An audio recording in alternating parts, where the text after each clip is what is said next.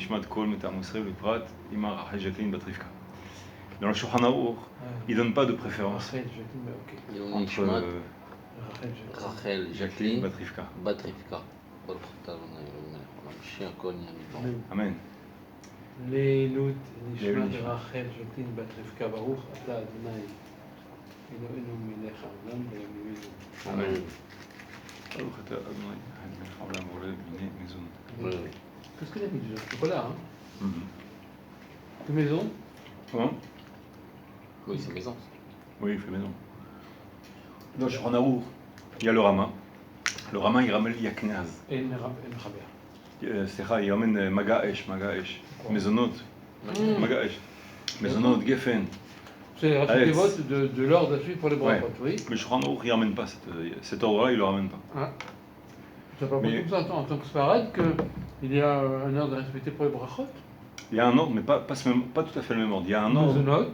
Par exemple, l'ordre qui est ramené dans le Shulchan Aruch, c'est si par exemple tu as une olive et une noix, dans le même, c'est les deux Seretz, mais l'un Seret Israël. Oui, à ce moment-là, ça, oui. comment dire, si tu n'as pas une préférence sur la noix vraiment particulière, fais la bracha sur l'olive, ou alors sur le tamar, la date, tous les t'as des fruits brachot d'Israël. Shabbat, on va faire sans brachot. Comment? T'as du tout sur la table, Mezonot, Chakol. Toujours pas le faire. Non, tu peux faire comme le Rama si tu veux, mais tu n'es pas obligé de C'est le prendre. vraiment Donc lui, ah bon? il donne pas cette Le préférence. Mechaber, il donne pas un ordre. Ah ouais, bon, je savais pas. Maran, il donne pas ça. Non, peut-être, on a dit. Donc Ouais. tu peux le faire, c'est bien de le faire, tu fais comme le Rama. Mais il n'y a pas de préférence, d'ordre de préférence. D'accord? Il y en a un certain, mais dans le même Matbea Bracha. Les deux sont Etz, à ce moment-là tu regardes lequel qui est plus important. En refaisant la bracha, je redis le nom ou pas? Non, tu n'as pas besoin de dire le nom. Tu dis une fois, c'est tout.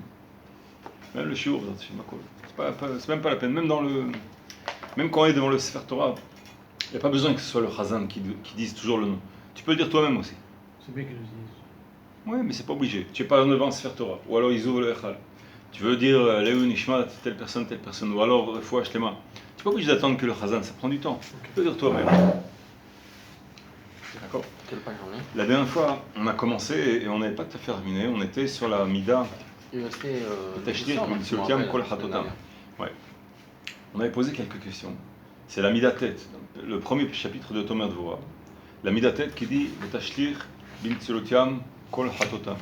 Et tu enverras au fin fond des mers toutes leurs fautes à Israël. C'est à toi ça, non? Ouais, c'est moi. Et c'est pas grave, c'est pas grave. Et comment dire, j'en avais posé quelques questions, on a répondu à certaines de ces questions. Où on est? Ici, là ou là? Non, on recommence du début, mais on va pas tout reprendre juste pour l'idée qui nous manquait, c'est tout.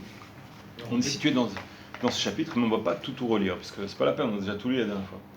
La question qui s'était posée, c'était, on avait posé la question, comment ça se fait que Hachem Barach, comment il fait, c'est-à-dire par quel procédé, par quelle logique, par quelle svara, disons, quelle pensée, ordre de pensée, pour qu'une personne elle fasse une faute, et finalement la faute elle aille sur un bouc émissaire, elle aille sur d'autres personnes, tu comprends, sur des goïms ou n'importe quoi. Comment ça se fait que la faute elle arrive à être transvasée ou transférée d'un endroit à un autre. C'est cette personne qui a fait la faute. Bah pitom, maintenant c'est l'autre qui va trinquer, qui va payer, qui va prendre sur sa tête. Tu parles de Zazel là? Oui, on parlait de ça effectivement. C'est qu'un animal. Oui, mais on ne va pas sur notre tête, ça. Sur un animal. Oui, mais on parle pas s'il mérite ou pas. On parle comment c'est possible qu'une personne elle fasse une faute et finalement la faute elle est plus chez elle est chez quelqu'un d'autre. C'est pas une personne, c'est un peuple entier. À plus forte raison.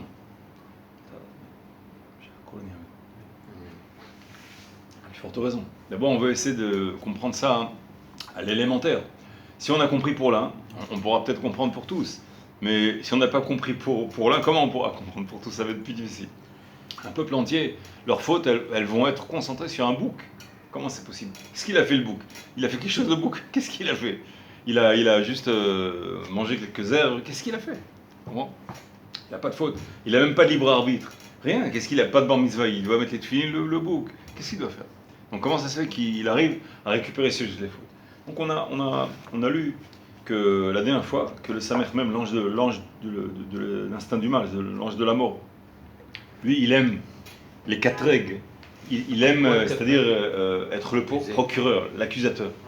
Et on a expliqué que Hachem Barach, il lui a laissé une espèce une certaine liberté d'action. Dans le sens où même, de fait, on voit qu'il exagère. C'est-à-dire, si le décret il a été évalué à, essayons d'illustrer à, disons, 10 tonnes de souffrance, d'épreuves, à cause de nos fautes, on doit, Hazve Shalom, imaginairement, hein, on essaie de schématiser, on doit, Hazve Shalom, récupérer 10 tonnes. Sonner Israël, on appelle ça, ceux qui haïssent Israël, ils doivent récupérer 10 tonnes de souffrance, ils doivent payer pour leurs fautes qu'ils ont fait, d'accord? Maintenant vient Samer même, l'ange de la mort, et il accuse. Hachem Yitbarach, il dit bon, ok. Après le jugement, un certain jugement, un procès de jugement, il envoie le Samer même. Il y en a qui disent que c'est sa Nekeva, c'est sa femelle. L'ange qui s'appelle Lamed Yud. C'est elle qui. Non, en fait, c'est pas vrai. Elle, c'est elle qui tente. C'est quoi J'ai entendu le Rav Meir Eliyahu, il explique. C'est quoi le médium? C'est un autre ange féminin de l'ange de la mort, de l'ange du mal. Alors cet ange-là, il est là pour nous tenter à la faute. Tu m'en as enlevé de la bouche. Je comprends rien. Il y a un ange qui s'appelle Lamed Yud. Lamed Yud, La première lettre, j'ai compris. Parce que c'est pour ne pas dire son nom. voilà, c'est ça. Sa mère. Faut pas dire son nom. Ouais. Voilà. C'est pas bien de dire. C'est marqué en toutes lettres des fois. Hein. La règle, elle est comme ça, c'est une halakha. J'ai lu ça dans mais il est écrit en toutes Non, lettres. le Rav Yosef, il explique ça. Mais c'est une loi dans l'halakha. Les anges, dont on a l'habitude d'utiliser leur nom. Par exemple, Raphaël. Il y a un ange qui s'appelle Raphaël.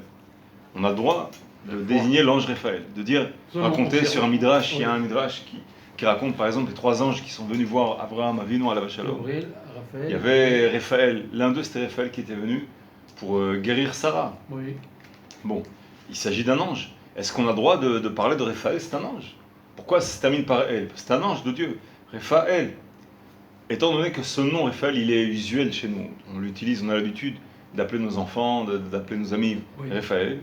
Donc, en conséquence, on a le droit de parler de l'ange Raphaël spécifiquement. L'ange Michael, pareil. Tous les anges dont les noms sont usuels parmi nous, on a le droit d'utiliser leur nom usuellement, même pour parler d'eux. Pas forcément parler d'une personne, mais on veut désigner l'ange Michael. On a le droit de prononcer son nom et de parler dans un midrash, il a fait telle chose, il a été envoyé pour telle mission, etc. L'ange Michael, l'ange Raphaël, d'accord? Il y a d'autres anges dont les noms ne sont pas usuels. Par exemple, l'ange qui s'appelle Même Tête. Même Tête, Même Tête, Même Tête, Tête, Resh Vavnun. On l'appelle le Même Tête. Même Tête, on l'appelle. On l'appelle par les 2 premières lettres. Bon, d'accord? Alors cet ange-là, on l'appelle Même Tête. Il ne faut pas prononcer son nom. C'est une halakha. L'ange, par exemple, Sandal, et après encore, il ne faut pas prononcer son nom. C'est un ange qui est préposé à écrire je sais plus, nos sruyot ou nos mérites, etc. Chaque ange, il a des missions, certaines missions. Maintenant, l'ange de la mort, il s'appelle Samer même. J'ai lu dans un livre que l'Arati de Lavo dans le futur, le Baal Shem Tov, il écrit ça. Il écrit que, on sait, dans la Gemara, c'est écrit que Kashbourou, ou Ishrot Oto, il va le tuer, il va l'exécuter. Et la Gemara, elle décrit qu'on va le languir parce qu'on n'aura plus de défis, on n'aura plus l'occasion de gagner des mérites, etc., puisqu'il n'y aura plus de Yetzera, il n'y aura plus de mauvais penchants. Donc il fait automatiquement le défi, le parcours du combattant, il va disparaître, c'est terminé. Les bons vieux temps, c'est fini. Donc de ce fait-là, le Baal Shem Tov, il explique qu'est-ce que c'est le Shritat, etc. Il va tout simplement dans son nom, Samer même, il va lui enlever la lettre même. Il va lui retirer la lettre même, il va rester Samer, Aleph, Lamed. C'est un nom cadeau, c'est un nom saint. Et donc il va lui enlever le mal qui est en lui pour le rendre un ange de bien. C'est ça la Shrita du Yetzera. Le Baal Shem Tov, comme ça, il écrit. Bon, je crois qu'il y a d'autres opinions, mais le Baal Shem Tov, comme ça, j'ai vu qu'il écrit dans ses écrits. Donc les anges, on n'a pas le droit de prononcer leur nom tant que ce ne sont pas des noms qui sont usuels entre nous. L'ange femelle du Samer même, elle a des rôles différents. Ils disent, Chazal, que son rôle à elle, c'est plutôt de tenter à la tentation de la faute. Et l'exécution après, ce sera son mâle, le Samer même. Lui, il est là pour punir, mettre à exécution, mais elle, son rôle, c'est plutôt pour tenter, mettre à la tentation. Bon, c'est des choses qu'on apprend. Maintenant, leurs noms, on ne les prononce pas, donc on dit juste leurs 2 premières lettres. Lamed Yud, Samer même, Même Tête, Lavdi, etc., etc. C'est comme ça qu'on fait. Le Rav, le Ramak, il explique que le Samer même, il est toujours entre guillemets, heureux. Metlaev, il est content de venir et d'accuser. C'est son rôle aussi. Le Réchit Chochma, il explique que l'ange de la mort, il a trois rôles, en gros. Le premier, c'est ce qu'on a dit, c'est ce qu'il y en a qui s'associe à sa femelle, faire tenter à la faute. Une fois qu'il tente l'homme à la faute, même en rêve, parce que par exemple certaines personnes voient en rêve des tentations de la faute, et parfois il arrive qu'il faute dans le rêve ou qu'il faute pas, parfois il arrive à même résister, il y en a qui résistent même dans le rêve, ils sont tentés, et même dans le rêve ils arrivent à résister. Pourquoi? Parce que quand ils se sont réveillés, ils ont l'habitude de combattre leur etc. Même quand ils rêvent, souvent ils arrivent à Baruch Hashem, à ne pas être tentés. Ça existe, et plusieurs personnes m'ont raconté des choses comme ça. C'est pas une chose qui est exceptionnelle, ça arrive. Il voit dans un rêve certaines tentations, et il sent que c'est quelque chose de mauvais, il se sauve. Il arrive à s'en sortir. Le premier rôle, c'est de tenter. D'accord? Ensuite, le deuxième rôle, le Réchit Chochma, il écrit, c'est de monter là-haut. Une fois qu'il a fait fauter, l'ange, il monte là-haut, chez Akadosh Baruch Hu, et tout de suite, il dénonce. Il dit, un tel, il a fait ça, il a fait ça, il a fait ça. Tout d'un coup, il change de face. Il devient non plus la tentation, mais là, il vient d'un côté de dénonciateur. Il dénonce chez Akadosh Baruch Hu. Et ensuite, une fois qu'il a été jugé la personne, dans certains cas, parce que le Rav, il a expliqué au début, dans le premier chapitre, mais dans la deuxième Mida, que Akadosh Baruch Hu, il retient les anges qui sont créés pour punir la personne. Il les retient, il les entretient, il les fait vivre, etc. Mais il les emprisonne quelque part. Il les empêche de venir atteindre la personne. Il ne leur donne pas l'autorisation. Maintenant, en admettant que la personne elle a fait tchouva, et peut-être même plusieurs générations sont passées, etc.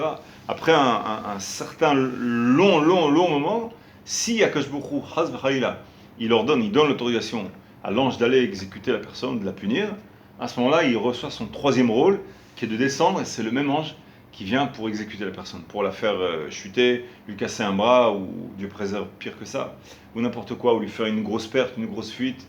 Et donc c'est ça en fait, il a trois rôles. Le premier, la tentation, le deuxième, dénoncer, et le troisième, faire punir. D'accord? Le même ange. Tout ce qui se passe chez un homme, c'est une punition. Comment?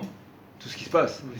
Ça peut être. C'est une punition. C'est pas toujours une punition, non. Parfois, il y a deux sortes d'épreuves. Deux sortes en gros. La première sorte, c'est la punition. C'est une personne, elle a fait une faute, elle doit payer, elle paye, elle n'a pas fait de tchouva à temps, etc. La deuxième, ça peut être Yesurim me ahava, les épreuves par amour. Hashem Yitbarach, celui qu'il aime, il éprouve. Il éprouve un peu plus. Pourquoi? Parce qu'il veut le faire gagner des points, le faire monter. D'accord? Le Harizal, il raconte l'histoire de son élève. Un jour, ses élèves, ils l'ont vu un jour sourire ou éclater de rire. Dedans, il y a une bracha. Ils l'ont vu éclater de rire une fois. Ils ont dit, pourquoi tu ris? Il était comme ça, il dit parce qu'à ce moment-là, il a vu le Harizal, le jugement d'une personne, un très très grand sadique était jugé. Et il a été envoyé au Guéhénom. Pourquoi il a été envoyé au Guéhénom? Et pourquoi il était heureux de ça?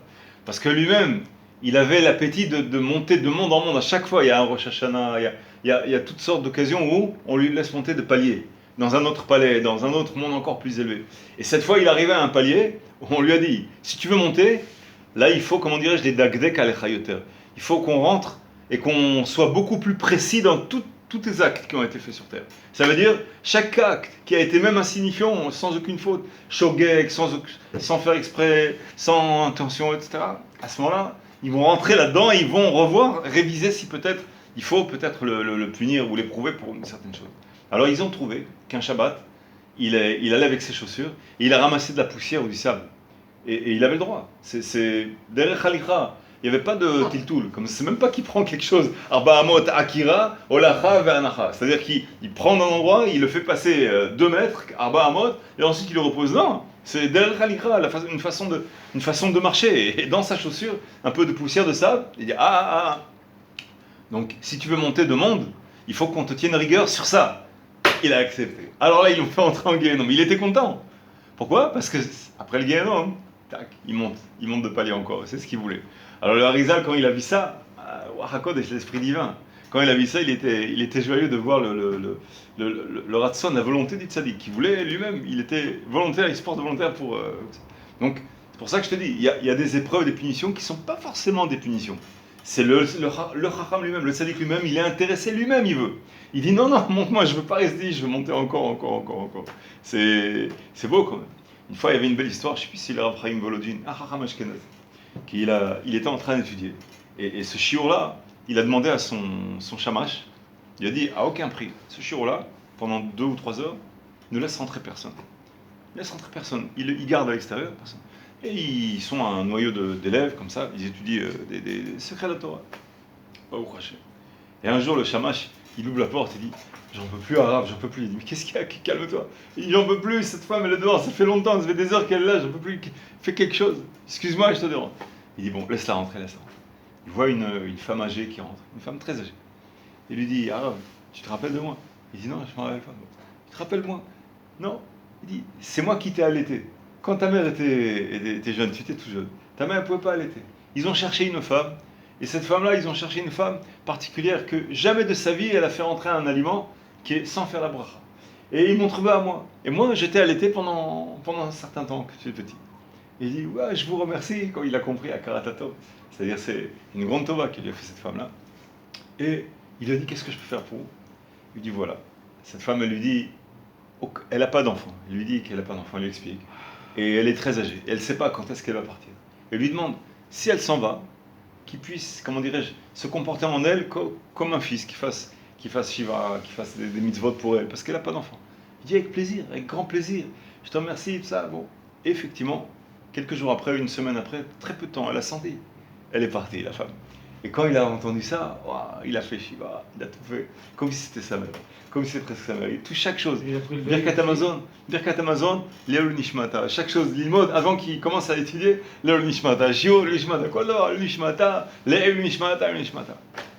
Au bout d'un certain temps, il est chez lui dans son Beth Midrash, et il voit une silhouette magnifique, toute blanche comme ça, merveilleuse, comme ça, rayonnante de joie, comme ça, Kudusha. Il voit cette femme-là, il la reconnaît. Il lui dit, qu'est-ce que tu es venu me voir? Elle lui dit, je suis venu te voir pour te demander une autre faveur. Quelle faveur tu me demandais?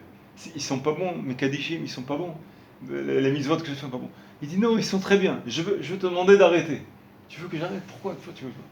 Il dit, écoute, chaque fois que tu fais un kaddish, je ne suis pas encore habitué à l'endroit où je suis, il me faut monter encore. Et ensuite encore, quand tu fais une mitzvah, je monte. Jusqu'où je montais comme ça suffit. Sans arrêt, je monte, je veux plus, ça suffit. Là où je suis, c'est très bien. Arrête tout, ça suffit. Elle est venue pour me demander qu'il arrête. Elle n'en peut plus de monter des paliers sans arrêt, il expulse en haut vers le bas, comme ça. Donc, pour vous dire que c'est, comment dirais-je, parfois, un tzaddik, il sait que c'est ce qui va lui valoir de monter de palier, donc il accepte. Il prend sur les épreuves, des souffrances, des défis, ou alors parfois même, il y a aussi une autre sorte. Et ça, beaucoup de tzadikim le font. Il des défis, mais il n'a pas le choix. Il devrait dire stop. Si, on leur demande ça. On leur demande. Ah bon? Ouais, c'est rapporté par le... c'est la même histoire, plus ou moins, qui revient chez le Baba Saleh, qui revient aussi chez le Rav Mordechai Eliyahu Zatzal, Zichronam, Zacher Tzadikosh Bracha, ces tzadikim-là. Et même le Rav Yoram Bergel aussi, il raconte sur lui la même histoire. Ils sont morts assez jeunes, je ne sais pas si vous avez remarqué ce Chaim-là. Comment ça se fait, ils sont morts jeunes? Baba Saleh, un jour, son fils, il raconte que son père, il vient vers lui et il dit, viens, on trinque pour Am Israël. Ils ont trinqué un verre d'arabe, je sais pas, sur Am Israël. Et quelques temps après, il est parti. Le fils, il dit, j'ai pas compris à ce moment-là. On a trinqué pour Am Israël. Pourquoi? Parce que après, j'ai compris. Massaret Atzmo, il a donné sa vie, il a fait un esquème, il a fait un accord, il était prêt pour partir. Il savait qu'il y avait une xéra, un décret contre Am Israël. Et il a dit, viens, qu'on trinque pour Am Israël. Et il a demandé dans le ciel qu'il accepte de partir pour Am Israël, pour sauver des dizaines de milliers, des centaines de milliers, des millions, ça peut être des nombres de Am Israël astronomiques. Pareil, la même histoire pour Rav Mordechai Eliyahu. On raconte sur lui que... Alors, en sachant tout ça, on n'a vraiment rien à craindre. Effectivement. On n'a rien à craindre. Pas pourquoi, je veux dire, on a peur, on a crainte. Pourquoi on utilise la Emouna? La Emouna, l'un des principes de la Emouna, toujours, ce qu'on dit, la Emouna, elle te donne une force terrible. Quoi qu'il arrive, tu sais que, comment dirais-je, Atatamid Batsada Manatser, tu es toujours du côté du gagnant. Quoi qu'il t'arrive, même quand tu perds, tu gagnes. Tu comprends? C'est un des grands principes de la Emouna.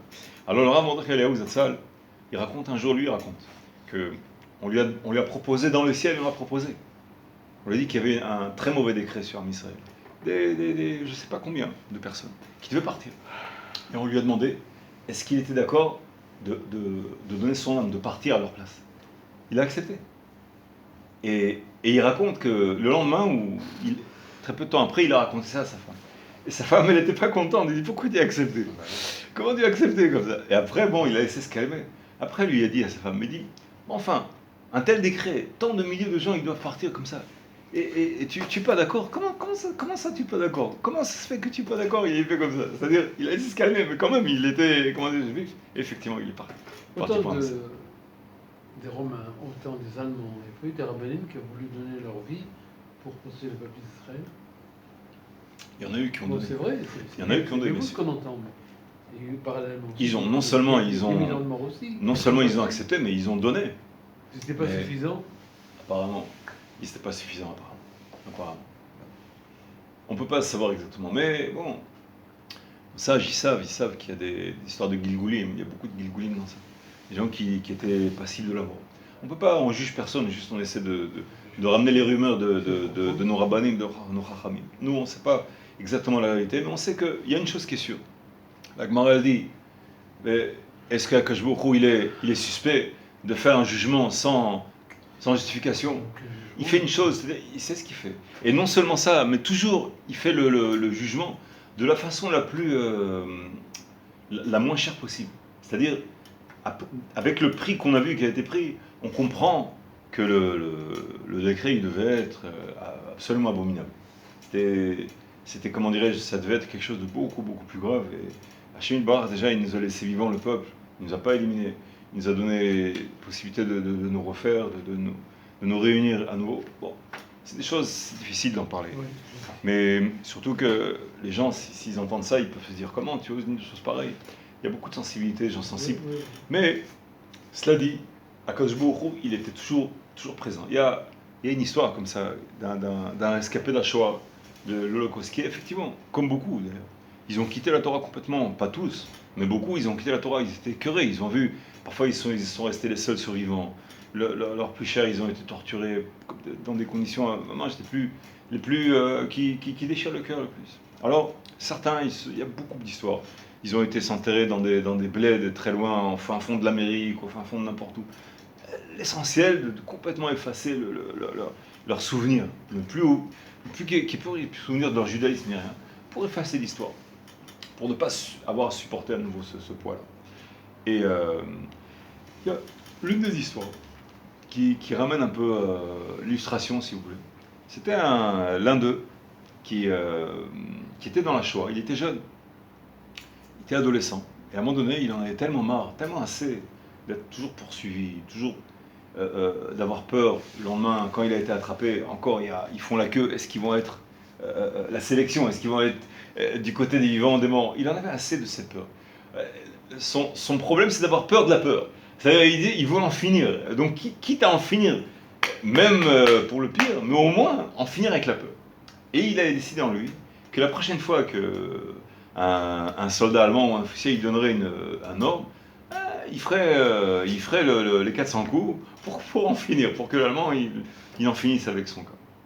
Et à un moment donné, il y a un soldat bizarre, un soldat nazi bizarre. Il leur a dit comme ça. Apparemment, ça avait l'air d'être une nouvelle forme de sadisme, de torture. Il regarde la montre, il dit, je vous donne, je sais pas, 1 minute ou 2 ou 30 secondes pour arriver jusqu'à la barrière là-bas. Ceux qui arrivent dans le temps que j'ai donné, ils seront libérés. Et lui, il se dit, libéré. Est-ce qu'un nazi, il libère des juifs? C'est encore une torture, c'est encore un coup fourré. Il va nous envoyer là-bas et libérer de quoi? Si ça se trouve, on va savoir ce qu'il va nous faire. Quelle libération il va nous faire? Et donc, il s'est dit qu'il va courir, il va faire semblant de tomber, et là, le soldat, il va s'approcher et il va en finir. Et effectivement, comme ça. Il a commencé à courir, il a fini de chuter, il a fait semblant de chuter, comme ça, il est tombé. Et il entend, au bout d'1 minute ou 2, des bottes de cuir lourdes, comme ça, le soldat qui se rapproche. Et quand le soldat se rapproche de lui, il dit non, alors lève-toi. Et lui, il répond pas, il fait semblant de ne pas entendre. Il donne un petit coup avec sa botte, lève-toi. Alors il dit, je peux pas. Alors, il donne un gros coup. Il lui dit, ne dis pas que tu peux pas. Dis que tu ne veux pas. Il donne encore un coup, il dit, vas-y maman. Et lui, avec ce coup, il se lève et il commence à courir. Il arrive à la barrière et le soldat le libère. Il le libère. Incroyable, incroyable. Alors en se libérant, il a été d'évasion en invasion jusqu'à ce qu'il arrive en Israël après la guerre. Et il est entré dans un kibbutz. Et là, complètement athée, complètement la même histoire que beaucoup. Un beau jour, dans ce kibbutz, ils ont amené un conférencier, un juif, un Shimon Mitzvot, un orthodoxe, qui avait fait une conférence. Et il leur a parlé de toutes sortes de choses sur la Emouna, enfin, c'est des sujets qui sont généraux comme ça. Et à un moment donné, lui, il avait quand même quelques questions qui lui trottaient dans la tête. Il est venu le voir, il a dit, j'aimerais bien savoir sur cette question et sur cette question et cette question. Et encore, il a ramené l'histoire de la Shoah, etc. Le conférencier, il a regardé, il lui a dit, écoute, tu me poses des questions qui sont très difficiles. J'ai la réponse, mais si je te donne la réponse, tu n'as pas les outils pour écouter les réponses et les ingurgiter, les digérer. Pour avoir les outils, il faut que tu passes 3 mois dans une yeshiva. Si tu avais passé 3 mois dans une yeshiva, je pourrais te donner la réponse. À ce moment-là, tu accepterais la réponse. Alors lui, il dit, quel 3 mois de yeshiva? C'est pas possible.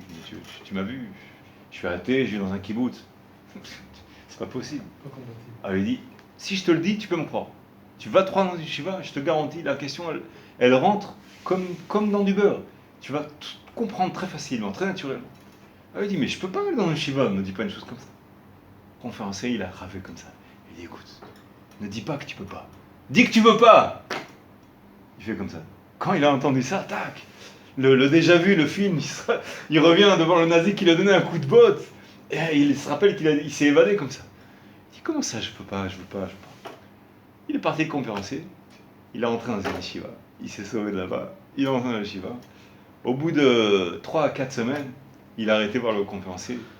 Il a dit, j'ai plus besoin de ta réponse, j'ai trouvé toute seule, ça y est, c'est fini. Et je reste dans la Shiva, c'est fini, c'est terminé. C'est-à-dire, le problème, c'est ce divorce-là. Ils veulent divorcer de la Torah, ils veulent se quitter complètement. Mais en réalité, bon, les réponses, elles existent. Elles ne sont pas si difficiles que ça. Il y a la Emouna, il y a la Shgar Pratit, Hachem, il sait ce qu'il fait. Il y a les Gilgoulim, il y a toutes sortes de choses. Il y avait un refait du temps du Harizal, qui, lui, c'était un Chacham. Mais il y a une chose à laquelle il ne croyait pas, c'était au Gilgoulim, les réincarnations des âmes. Il n'y croyait pas. Je t'ai raconté ça une fois, il me semble. Et ce médecin-là, il avait une voisine, la pauvre, elle était très pauvre. Et elle a eu un enfant que dès la naissance, malheureusement, il était toujours maladif, toujours en train de pleurer. Pas on le sort pas, rien, toujours de maladie en maladie, de pleurs en pleurs, de fièvre. Bon. Et à chaque fois, elle tape à la porte, elle n'a pas un sou. Et lui, le cœur déchiré, il voit les cris, jamais il lui demande rien. Sans arrêt, il s'occupe du bébé, et encore, et des heures et des heures et des heures. Un jour, le bébé, il a 6 mois. Un jour, c'était des pleurs, sans arrêt, des cris, terribles. Tape à la porte, il dit, qu'est-ce que je fais? Il vient, il rentre chez elle. Il essaie de s'occuper du bébé, mais il voit que c'est impossible. Quoi qu'il fasse, ça ne sert à rien. Il crie, il déchire le cœur, les cris. À un moment donné, il raconte le médecin. Il ne croyait pas dans les réincarnations. Et soudain, il a vu le bébé. Miraculeusement, un bébé de 6 mois qui sort jamais de chez lui. Il s'est assis, il s'est redressé. Il a posé la main sur ses yeux et il a fait Shema Israël, Adonai Eloheinu, Adonai Echad. Il s'est allongé, il est mort. Il est parti comme ça. Le médecin, il est comme ça, il dit, ce bébé-là, il ne sait pas parler. Jamais il sort de chez lui, il est toujours malade. Hein. D'où il sait dire Shema Israël? D'où il sait qu'il faut dire Shema Israël avant de partir? D'où il sait qu'il va partir? Et ce jour-là, il dit, j'ai compris, c'est un Gilgoul. C'est une réincarnation, ce bébé-là. C'est impossible, même scientifiquement, c'est pas possible. C'est impossible qu'il ait appris ces choses-là. Tout ça, à l'âge de 6 mois, à savoir le tact, de savoir à quel moment dire la chose adéquate. Donc, ce jour-là, il a compris qu'il n'y a que la réincarnation qui peut expliquer comment un enfant est puni d'une chose qu'il n'a jamais fait. C'est pas possible. En réalité, quand on étudie sur la réincarnation, les réponses, elles sont relativement simples. Relativement simples, parce que c'est toujours très très obscur, mais il y a énormément de réponses qui tombent. D'accord? Maintenant, donc on parle des épreuves. La troisième sorte d'épreuve dont on a parlé, c'est l'épreuve où un tzaddik ou un chacham, il reçoit, et c'est une sorte d'épreuve qui est très très élevée, il reçoit des épreuves pour Am Israël. C'est-à-dire, il se sacrifie pour Am Israël. Il est prêt à donner sa vie pour Am Israël. D'accord? Ça, c'est le côté, le contraire de l'accusateur. Il y a le côté accusateur, celui qui est toujours avec un œil, Aïn Sarah. Il est toujours un œil très critique, très amer comme ça. Regarder les autres d'un œil insatisfait et toujours en train de percer. Il est très intelligent, il est très perspicace, mais toujours il voit seulement les défauts, en particulier les défauts. C'est ça. Et ça, c'est grave. C'est un défaut qui comporte énormément de mauvaises conséquences. La Gemara, elle dit dans Psachim, elle dit Kol aposel bemum posel. Celui qui disqualifie un autre juif d'un qualificatif négatif, quelque chose qui le disqualifie, à ce moment-là, c'est lui-même qui l'a disqualifié dans quoi? Dans le même point qui le disqualifie, c'est-à-dire dans le même défaut, si tu veux. À ce moment-là, c'est ça, kol haposel bemo posel. Et là, c'est le genre de formule, mida keneged mida, mesure pour mesure, qui vient et qui fait qu'en fait, quelqu'un qui est habitué, qui est tombé dans le piège du cercle vicieux, toujours être habitué à être critique et à disqualifier les autres, à ce moment-là, en réalité, il est comme un candidat, en réalité, à récupérer les fautes des autres. C'est-à-dire, l'autre, il a été disqualifié par une chose que, souvent, c'est même pas vrai. Il l'a jugé d'une façon très défavorable. Et parfois, c'est une personne qui a mal agi. Mais en réalité, elle a très bien agi, mais on n'a pas été à sa place dans sa peau. Donc, on l'a disqualifié, malheureusement, d'une façon qui est défavorable. Et d'une façon où ça ne correspond même pas aux circonstances ou à la réalité. La personne, ça ne convenait pas de la disqualifier. Et pourtant, on l'a disqualifiée. On l'a rendue coupable d'une chose qu'elle n'était pas coupable. Tu comprends? Et ça rejoint ce qu'il dit le Chafetz Chaim. Quand on dit la shonara sur une personne, à ce moment-là, les mérites qu'elle a, cette personne qui est délatrice, il passe sur la personne de la victime. Fais attention, ça ressemble un petit peu au bouc émissaire, ça ressemble un petit peu dans le même sens. Et elle prend les fautes de l'autre aussi, elle pompe les fautes, comme une éponge, elle absorbe les fautes. Et la personne, donc en fait, si elle sait ça, elle dit vas-y, disqualifie, dis ce que tu veux, je te donne ce que tu veux. Il y a une histoire comme ça dans le Midrash David. Il raconte qu'une personne, elle avait été honteusement criée devant d'autres en public, etc. Et elle a envoyé son fils, envoie-lui ce cadeau. Le fils dit, comment? Il t'a fait honte devant tout le monde, tu lui envoies un cadeau et par moi en plus. Et encore, il dit, mon fils, je t'en prie, crois-moi, je sais ce que je fais. Je sais ce que je fais. Je ne suis pas pigeon, je ne suis pas idiot, je sais très bien ce que je fais. Et il dit, alors explique-moi, pourquoi tu m'envoies ça? Je ne peux pas supporter cette idée. Il dit, par la honte qu'il m'a fait en public, il a pris toutes mes fautes et il m'a donné tous ses mérites. J'ai pas lui donné un petit cadeau pour lui dire merci, c'est pas la moindre des politesses. Ah bon, tu dis ça? Ben, très bien, je vais l'emmener un cadeau avec plaisir. Tout ce que tu veux, je lui emmène. Pourquoi? Parce qu'en fait, il comprend. C'est ce qu'il dit le Ramak aussi. Il parle plus tard dans le Thomas de Voix, il dit si on savait que effectivement être humilié, surtout en public, devant les autres, ce sont les seules épreuves qui en fait nous enlèvent ni l'appétit, ni la santé, ni la richesse, rien. On reste, c'est comme dans les dessins animés où ils tombent je sais pas, le coyote, il tombe toujours d'un canyon, je sais pas, d'1,5 kilomètre, il compte, et après tu le vois comme ça, il se remue, et il a un peu mal, et puis il recommence. C'est une clairette dans laquelle il y a une brache. Exactement. Et inversement. C'est un peu comme le fait comme des dessins animés, on est tué, mais on revit tout de suite. Créatamétime instantanément. Donc ça vaut le coup en fait, c'est pas cher. C'est pas cher, parce que si on met ça sur la balance, en comparaison avec une vraie mort, ou un vrai dommage, où là, Dieu préserve, il faut des mois, ou parfois c'est irréversible. À ce moment-là, là, c'est réversible presque instantanément, ou le lendemain, le temps de se calmer, de faire passer la pommade, etc. Bon, ça vaut le coup, c'est très rentable. C'est ça qu'ils expliquent en fait.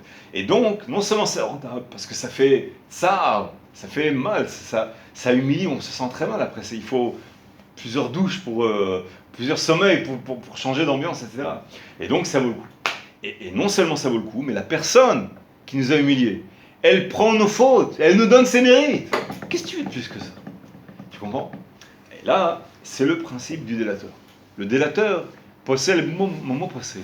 Il disqualifie l'autre, en fait c'est lui qui s'est disqualifié. Et c'est aussi, ça ressemble à ce qu'il explique là.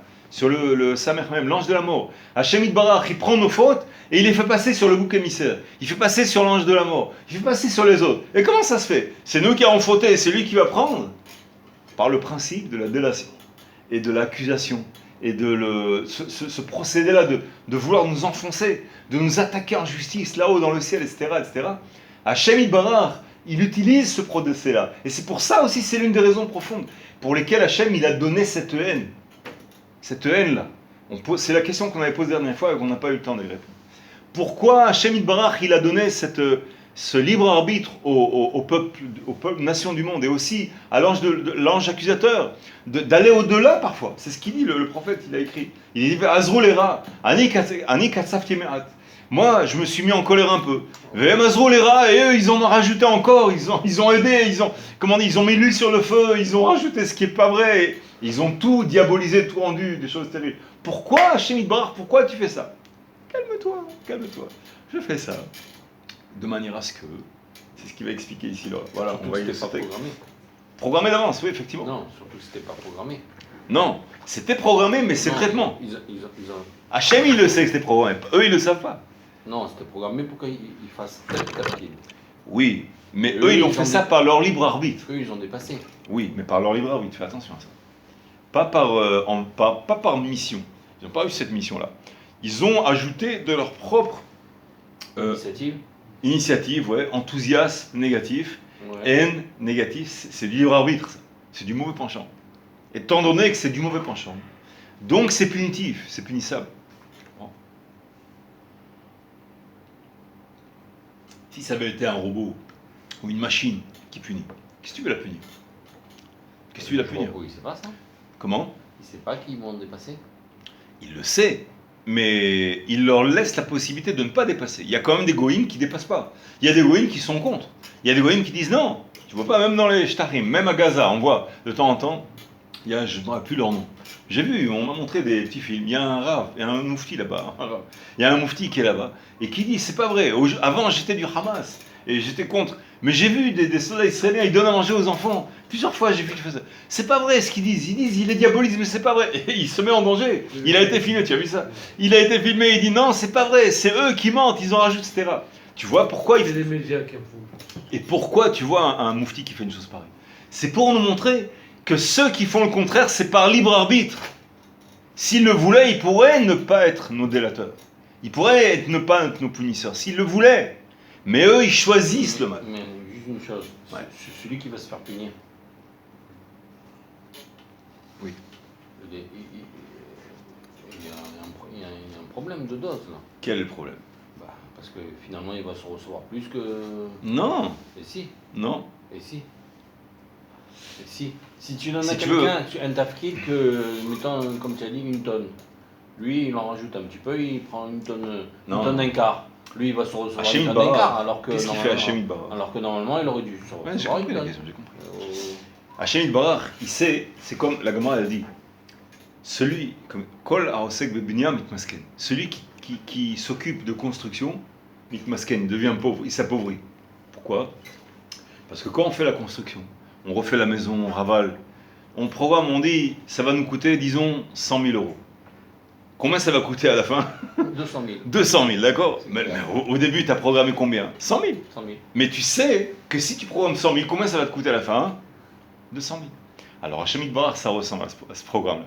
Il dit que le décret, il est de 100 000. Mais en réalité, il sait que le vrai décret, si tu veux, il est 200 000, 300 000, 400 000. Mais lui, par sa, comment dirais-je, par sa chokhma infinie, il sait très bien, comment dirais-je, ce qu'ils vont choisir. Il ne les influence pas, eux, ils choisissent vraiment. Mais il connaît le futur, Hachem Idbarach. Il a créé le temps, il sait d'avance quel est l'avenir, même s'il ne se mêle pas de choisir. Par exemple, un parent, il prend des enfants, il a 5, 6 enfants, le grand-père, il dit, allez, c'est la tournée, on les emmène à un magasin de jouets aujourd'hui. Magasin de jouets, Pirate à Adom, ici à Rochaim, il y a plein de jouets partout comme ça. Et le père et la mère, ils se régalent, tu vois, le père, il dit à la mère, tu vas voir, tu vois la petite? Regarde la petite Esther. C'est là, tu vois ce que tous ces rayons-là, elle va aller, finalement, elle va tourner pendant une demi-heure, elle va tomber sur ce rayon-là, la petite poupée là avec la petite natte, c'est ça qu'elle va prendre. Et regarde le petit Shimon, c'est ce qu'il va faire, il va aller là-bas, il va soit cette voiture téléguidée, soit ce circuit électrique. Il va tout laisser tomber que ça. Et lui, le petit Réhouven, qu'est-ce qu'il va prendre? Il va prendre un Rarfan, un petit drone comme ça, tu vois. Et il se marre. Il rigole comme ça, et il les voit pendant une demi-heure, il se dispute, non, c'est moi qui le... À la fin, il voit la petite avec la poupée, celui-là, comme ça. Ils se sont pas mêlés. Ils ont fait ça par libre choix. Mais il n'empêche que les parents, ils connaissent, même s'ils ont moins créé l'enfant que Hachem Idbarach. Hachem, il nous a créé complètement. Mais eux, ils nous ont créé par, si tu veux, plus passivement, disons. Mais ils savent quand même, en nous ayant vu grandir, ils savent que mon caractère, il tend vers tel style, tel. Et même si ça va passer par toutes sortes d'étapes, je vais choisir, je vais hésiter. Ils savent même que je vais hésiter, je vais prendre 3-4 jouets, je ne serai pas satisfait, finalement je prendrai celui-là parce que c'est mon frère qui a choisi et je suis jaloux, etc. Ils savent tout le procédé d'avance, mais il n'empêche que c'est moi qui aurais toujours choisi la même chose. Donc Hachem Idbarach, il sait d'avance qu'ils vont choisir, et donc il minimalise le décret par rapport à son savoir, à sa connaissance d'avance, sa préconnaissance de combien ils vont ajouter, combien ils vont majorer, et pour arriver au décret final. Tu comprends? Ils savent qu'on doit recevoir 5 tonnes. Il sait que le goy, il va multiplier par 5. Alors il va donner l'envie, comment dirais-je, il va leur donner la mission de faire qu'une seule tonne. Et il va les punir pour tout ce qu'il va rajouter. D'accord? Et nous, qu'est-ce qu'on bénéficie c'est quoi notre bénéfice? C'est que non seulement on va recevoir notre décret, mais en plus, étant donné qu'on va recevoir plus que ce qu'initialement on était censé prendre par rapport à la mission qu'il a reçue. Donc on va avoir le grand bénéfice que lui, il va prendre aussi nos fautes. Les autres fautes pour lesquelles il n'a pas été envoyé. Donc on va être blanchi à fond. Regarde, c'est ce qu'il dit ici, sur le Chavot Alevavot, dans Shara Knia. La porte de la Knia, c'est celui qui se rend, qui se soumet à Hachem. Le pitre élève. Pourquoi il prend toutes les fautes? Parce qu'il va expliquer ça. Parce qu'il s'est permis de parce qu'il a ajouté, il a majoré. Il a fait une. Comment dirais-je? C'est comme par exemple quelqu'un qui haït une autre personne. Alors il a vu que cette personne, elle a été. Disons. J'ai mal à comprendre ça. J'arrive pas à comprendre. D'accord, il est fautif. Il est fautif d'outrepasser sur ce pourquoi il a été désigné. Ouais. Mais celui qui a fauté, il reste avec sa faute. J'ai compris. Pourquoi je donne un exemple. Par exemple, je suis dans un. Pourquoi il est blanchi complètement? Je suis dans un restaurant. Blanchi un petit peu, allez. D'accord, je vais essayer de te répondre. Tu vois, un juif, il est dans un restaurant. On lui sert une boisson. D'accord? À côté de lui, la table d'à côté, il y a quelqu'un qui le haït. Il ne peut pas le piffrer. Chaque geste qu'il fait, il observe. Tu vois, il fait ça à cause de ça. Il fait ça. À un moment donné, le type, c'est un homme simple. Mais il a un grand jaloux là-bas à côté de lui, il s'en doute pas. Maintenant, à la fin, il laisse un verre. Il se dit, tiens, tu vois, il laisse le verre, pourquoi? C'est par mépris du serveur. Pour le laisser, il a fait ça en le méprisant. Il se fait exprès pour que le serveur s'humilie à ramasser son verre. Tout le monde laisse son verre. Non, lui, il fait la même chose que Toulouse, mais lui, il le fait par mépris des autres. Tu comprends? Pourquoi il se lève comme ça? Parce que s'il se lève de l'autre côté, il sait très bien que ça va faire plaisir à l'autre. Chaque chose, il l'interprète en mal. Il est, comment dirais-je, il l'accuse à tort. Il lui fait plein il se montre des films pour nous. Et qu'est-ce qu'il a fait? Bon, peut-être qu'il a fait des petits péchés mignons à droite à gauche, ok.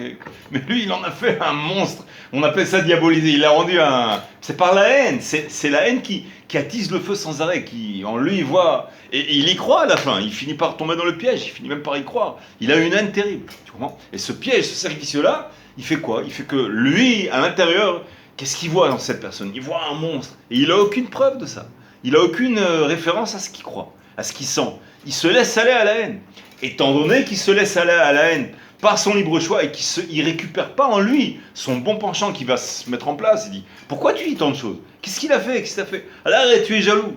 Laisse tomber, laisse-le, qu'est-ce que tu es? C'est un brave type comme tout le monde. Arrête de le regarder, si tu peux pas le supporter, change de chemin et laisse-le tranquille. Il t'a rien fait, c'est toi qui a de la jalousie. Si il se réprimande pas en soi comme ça, c'est ce qu'on appelle le libre choix. Alors il se laisse aller. Et là, il risque très très fort de récupérer toutes les fautes de sa victime et de lui donner tous ses mérites. Donc d'un côté, on voit ça, la victime, tu sais ce qu'il pense de toi, tu sais ce qu'il a dit sur toi? Non. Quoi, il a dit ça? Waouh, ouais, pourquoi tu m'as dit? C'est terrible, pourquoi tu lui as dit maintenant comme ça? Mais si, les chacham, c'est vrai? C'est pas vrai. Alors. Ouais. On raconte ça sur le Rav Kadouri, c'est ça. Le Rav Kadouri, un jour, il y en a un qui a parlé à la radio sur lui. Il a dit des choses terribles. Le Rav Kadouri, tu sais, ça dit qu'il sort de l'âme. Sur qui il parlait? Il a trouvé sur qui il parlait, le Kadouri, un homme anave, modeste, qui vit de rien, qui aime tout le monde. Maman, c'est lui qui l'a trouvé à parler, Rav Kadouri. Et il y en a un, il y a un juif qui a entendu ça à la radio, il a voulu déchirer ses vêtements. C'est incroyable ce qu'il est en train de faire. Il a été voir le Rav David Yosef, je crois. Le Rav David Yosef, il raconte cette histoire-là. Il raconte que quand il a entendu ça, il dit, c'est pas possible, cette histoire. Ou alors il a été voir le Rav Yosef ou le Rav Yosef. Et le Rav Yosef, le Rav David, son fils, il a été témoin de ça. Et ils ont décidé de s'assembler quelques Chachamim et d'aller voir le Rav Kadouri, avant de le bannir, ce même juif qui a fait ça. Ils voulaient le bannir ou lui faire une punition. Ils ont dit, bon, on va voir le Rav Kadouri d'abord, je crois que c'est le Rav Yosef qui leur a dit, racontez-lui d'abord. Et donc le Rav David Yosef et les autres Chachamim, ils ont été voir le Rav Kadouri et il leur a raconté. Il était en train d'étudier de la Kabbalah dans sa yeshiva à Jérusalem. Et tout d'un coup, ils attendent. Quand le Rav Kadouri, à un moment donné, il a fait attention, qu'est-ce que vous... Bon, on veut te raconter quelque chose. C'était désagréable, mais il lui raconte. Le Rav Kadouri, le Rav David Yosef, il raconte. La réaction du Rav Kadouri, elle était incroyable. Il a entendu ça. il a rayonné de joie. Il a dit comment? Qu'est-ce qu'il a dit? Répétez encore. Et eux, ils étaient sûrs que c'était l'hécatombe, ça y est, comment dire, il va lui en vouloir. Oh, le Rav Kadouri, il dit même un petit mot de rien du tout et rien, c'est fini. Comment? Il rayonnait de joie. Répétez encore, il était comme ça. Ils ont pensé, les Chachamim, ils disent on va peut-être le punir, le bannir, quelque chose comme ça. Et non, surtout lui faites rien, non. Non, ne faites surtout rien, je vous demande, ne faites rien. Il était vraiment rayonné de joie. À un moment donné, très bien. Après, il regarde, comment il a dit ça? Il rigolait de joie. Il a repris l'étude, il était heureux, ils sont partis, mais le Rav Ben Youssef, il raconte, il dit, mais ce témoignage, il était vraiment incroyable. Voir avec quelle joie sincère, il était vraiment heureux. Il était heureux de voir ça. C'était... Donc, pour te montrer que non, c'est une occasion en or, tu comprends? Et maintenant, on va voir ce texte-là, petit texte, il explique le principe. Ça, c'est le Pitre Lev. Il explique comme ça. C'est ce qu'on dit dans le Tikkun Chatzot. On dit Hashem ishrenu shiva atam hakam herbatam asher herfucha Adonai. Le passage qui dit dans le Tikkun Chatzot, on dit comme ça. On demande à Hashem. Hashem Yitbarach, rend à nos voisins c'est les nations du monde. Shiva atam, c'est soit 7 fois, soit 77 fois, soit 7 au carré ou au triple, enfin, c'est avec 7, non, ça peut être 347, 77. Shiva atam, rends-leur 70 fois tout le mal qu'ils ont fait en t'injuriant. Alors c'est bizarre, d'abord, pourquoi il faudrait lui rendre du mal pour qu'ils t'ont injurié? En réalité, c'est Am Israël ils ont torturé Am Israël. Et le passage qui dit qu'ils t'ont injurié à toi, qu'ils t'ont éprouvé à toi, qu'ils t'ont fait souffrir à toi. Alors, il explique, il dit, en fait, ceux qui font du mal à Israël, ils font du mal à Hashem Yitbarach, parce que c'est le peuple élu de Hashem. Hashem, il nous aime comme sa prunelle, la prunelle de ses yeux. Et ceux qui touchent à un seul cheveu de nous, c'est comme s'ils touchaient à Dieu. Hashem Yitbarach, comme ça, il le ressent. Et c'est ce qui explique. Am Krovo, on a vu ça au début. Au premier chapitre, on dit Am Krovo, que Hashem Yitbarach, il nous considère presque comme sa chair, en schématisant. Oui. D'accord, en illustrant, disons. Mais le fait qu'il nous considère comme sa chair, c'est pour ça qu'il y a un interdit terrible de dire de la Shonara sur Am Israël. Parce qu'on parle des aimés de Hashem. Tu dis que tu m'aimes et tu détestes mes enfants. Comment c'est possible? Arrête de dire que tu m'aimes. Tu détestes même un seul de mes filles, tu détestes celui-là. Après, tu viens me dire que tu m'aimes. Je t'en prie, arrête de dire que tu m'aimes. Tu m'aimes pas, tu détestes mes enfants. C'est pas possible. Donc, le passage qui dit Hachem, rends-leur ce qui t'ont fait du mal. Et le mal qu'ils t'ont fait, c'est en fait le mal qu'ils ont fait à nous, en Israël. Et la deuxième kushia, pourquoi? S'ils méritent une seule fois, une seule dose, pourquoi Shev Shiva Ataim? Pourquoi multiplier leur punition? S'ils méritent, je sais pas moi, 70 milliards de tonnes. Alors pourquoi les rendre 140 milliards de tonnes? Ça ne suffit pas, 70 milliards de tonnes. Pourquoi multiplier? Le principe de multiplier, ne serait-ce qu'ajouter un peu. Et Shiva Ataim, c'est multiplié par beaucoup. C'est ça la kushia du Rav. Il dit, comment ça se fait? Alors il explique. Il explique. Il dit, Mi pene shecher fot Israël. Étant donné qu'ils ont injurié, ils ont éprouvé en Israël, fait souffrir Israël. Kemosh ne'emar, haïnu cherpa l'ishrenanu. Cherpa l'ishrenanu. Vechol hametzer l'Israël, kilu metzer l'Hashem. Ceux qui font souffrir en Israël, c'est comme s'ils font souffrir Hashem Yitbarach. Chez Neymar, c'est écrit dans les Télim, il me ramène un pasouk. Comment Shamur Chazal, comme ils ont dit les Chazal, dans le Midrash Sifré, dans la Parashat Balotra, Mikevan shecherfu et Israël, yizakfu kol ha'averot shel Israël, lechobotam, riyanshu hem alehem. Étant donné qu'ils ont fait souffrir, ils ont injurié en Israël, donc tous les maux, les fautes d'Am Israël, ils vont être attribués à eux, ils vont les récupérer, ils vont les absorber comme des éponges. Et donc Hashem Yitbarach, il dit, c'est bien qu'ils vous haïssent. C'est bien que je les laisse un petit peu choisir le mal contre vous. C'est bien que je les laisse exprimer leur haine et leur donne un petit comme ça, un champ libre où ils en rajoutent. Et je fais semblant qu'il y a un décret d'une seule tonne, et en fait ils vont la rendre 15 tonnes, 20, 30 tonnes. C'est très très bien pour vous ça. Parce que d'abord, dès le début, j'ai décrété 30 tonnes parce que c'est pas possible. C'est tout simple. C'est pas possible qu'Hashem Yitbarach il laisse une personne souffrir même un cheveu de plus que ce qu'il a décrété. Donc obligatoirement, il a fait quelque chose pour que ça arrive à la dose finale. On est obligé, ce principe de Emoun, c'est de base. Donc si on arrive finalement à la même somme, marpatlanou que ça peut nous faire. Par la haine, très bien. Si c'est par la haine, même les fautes qu'ils ont oubliées ou auxquelles ils n'ont pas pensé, c'est eux qui vont toutes les récupérer. Et nous, on va sortir blanchis complètement. D'accord? Donc d'après ce principe, maintenant on comprend nos attachés beaucoup mieux. Ce qu'il dit le Rav, qu'il y a le principe de la faute du bouc émissaire. Que toutes nos fautes, elles vont sur le bouc. Et le bouc, c'est en cadeau, il va en cadeau sur l'ange de la mort qui les prend. Et l'ange de la mort, comme il est accusateur sur nous, il est toujours en train de chercher des accusations, des délations sur nous. Donc il est méritant. Donc, c'est selon ce principe-là, d'après ce qu'il écrit, le Pitre élève, Méritant le rot de et le recevoir rot, il récolte aussi nos fautes. nos fautes, méritant. Voilà, de c'est hein. ça. Comme ça a été fait avec un sentiment, une joie qui a été ressentie contre nous. C'est pas qu'il a fait ça comment dirais-je, en regrettant, en se disant, il aurait pu aussi faire des décrets, exécuter des décrets, en se disant, dommage qu'il est obligé de sortir des décrets sur Am Israël, le peuple aimé de Dieu. Il aurait pu aussi sentir éventuellement un mauvais sentiment. Mais non, il sent une satisfaction, une joie, il en rajoute. Et il cherche toujours à accuser. C'est ce qu'il dit, d'après si j'ai bien compris ce qu'il dit, c'est ça qu'il dit. Et donc, d'après ce principe-là, les nations du monde, elles, qui cherchent toujours notre mal, elles récupèrent finalement toutes nos fautes. Donc on a besoin des nations du monde. On a besoin de leur aide. Pourquoi ? Pour que ce soit notre, comment dirais-je, notre vide poubelle, on va appeler ça. D'accord ? Donc c'est ça le grand principe. J'espère que maintenant c'est un peu plus clair. Tu comprends maintenant les questions que tu posais ? Repose la question. Dis-moi ce que tu as pas compris. Non, j'ai compris, mais...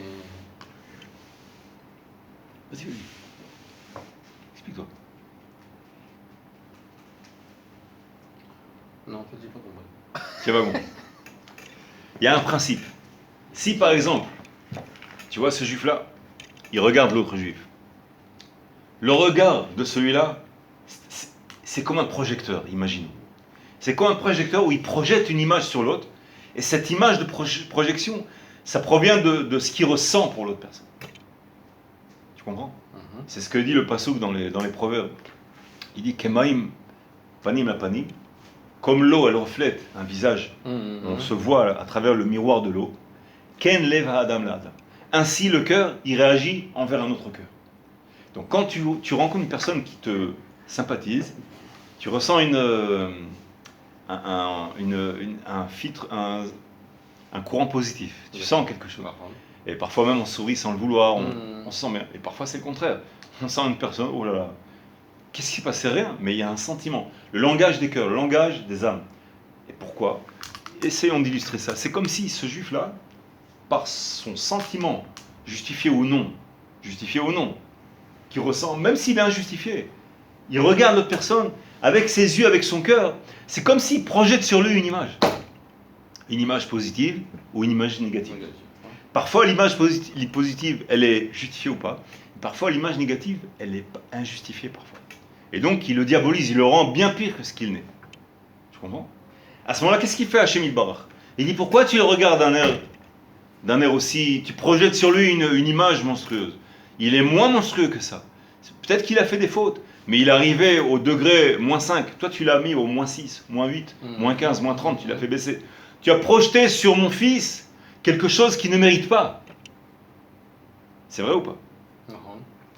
Est-ce que ça aura une conséquence, ce supplément, qui est injustifié, entre guillemets ? Est-ce que ça aura une conséquence ou pas ?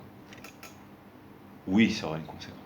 Étant donné que la personne, elle va être humiliée, entre guillemets, dans le cœur d'une personne, même si ce n'est pas publié, mais elle va être regardée, observée d'un air négatif, méprisant et accusateur. De ce fait, la personne qui est l'accusateur, accuse à tort, elle risque fort de devenir une éponge qui va pomper toutes les fautes de sa victime et qui va donner ses mérites à cette personne-là qu'elle a détestée d'une façon injustifiée. Tu comprends ? Mida keneged mida. Elle a regardé, elle a accusé à tort une personne, donc à tort, elle va récupérer des défauts qu'elle ne mérite pas non plus. Tu comprends ? J'essaie d'illustrer pour te rendre ça comme une équation simple, disons. Un peu plus clair. Tu comprends ? Donc il faut faire attention, il faut surtout faire attention de ne jamais exagérer quand on juge, on jauge quelque chose.